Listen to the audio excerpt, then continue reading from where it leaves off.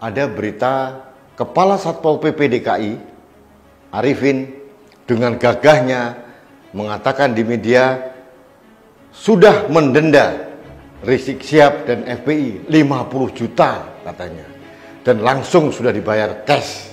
Kami Satpol PP DKI mendatangi kantor FPI di kawasan Jalan Petamburan, Jakarta Pusat, menyampaikan surat sanksi denda administratif terhadap pelanggaran PSBB berupa adanya kerumunan kegiatan peringatan Maulid Nabi Muhammad SAW dan pernikahan yang berlangsung di Jalan Petamburan 3, Jakarta Pusat. Sanksi yang dikenakan terhadap penyelenggara kegiatan ini adalah denda administratif sebesar 50 juta rupiah dan sudah dibayar. Orang yang punya akal sehat akan tertawa ngakak. Kenapa Pemda DKI masih membuat lawaan seperti itu? Ini sandiwara yang tidak lucu. Katakanlah itu benar, kenapa mindsetnya masih nunggu dulu orang berbuat salah baru didenda? Kenapa tidak prevention, mencegah dulu? Nah, hanya 50 juta ya. Saya tidak mengatakan 50 juta atau berapanya.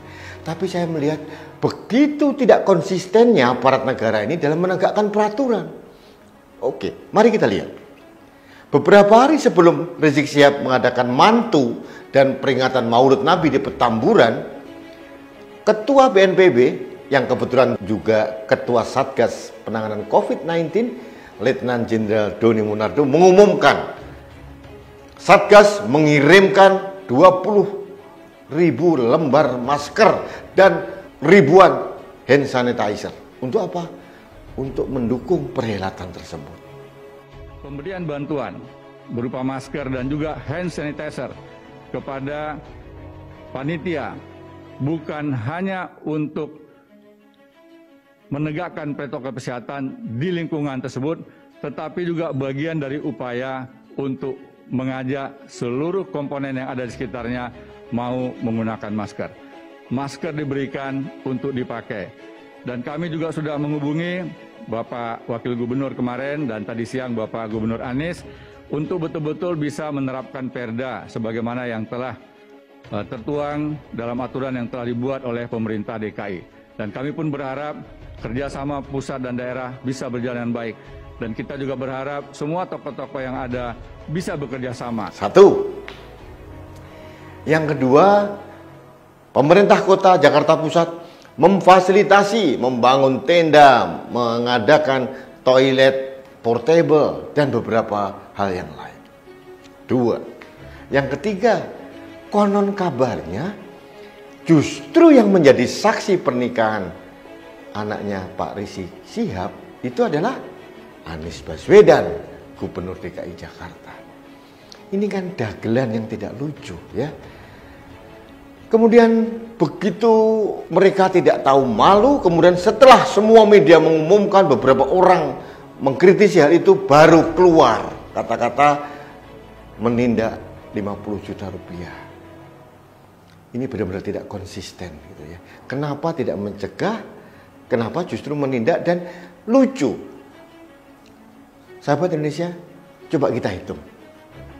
Berapa nilai 20.000 masker yang dikirimkan oleh BNPB ke rumahnya Pak Rizik Syihab? Katakanlah satu masker 5.000 rupiah, sudah 100 juta nilainya. Nah, hand sanitizer belum lagi sewa tenda, toilet portable, pengamanan kepolisian, berapa ratus juta yang dikeluarkan negara untuk mengamankan perhelatan peringatan Maulid Nabi plus mantu dari anak Pak Rizik Syihab. Sedangkan dendanya hanya 50 juta. Ini kan menunjukkan betapa tidak konsistennya pejabat negara ini. Yang satu mendukung, ya, kemudian didenda, Pak Doni dengan serta-merta memberikan apresiasi kepada Gubernur DKI karena dianggap menegakkan peraturan. Saya selaku Ketua Satgas Penanganan COVID-19 menyampaikan apresiasi dan ucapan terima kasih kepada Gubernur DKI, Bapak Anies Baswedan, yang telah mengambil langkah-langkah terukur terhadap adanya pelanggaran dari suatu kegiatan yang diselenggarakan di Petamburan. Aduh, Pak Doni ini idola saya sebetulnya.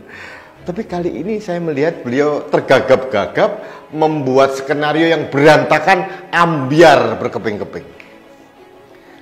Karena terlalu banyak bolongnya. Inkonsistensi dari Pak Doni dan Gubernur DKI begitu nyata, terang benderang.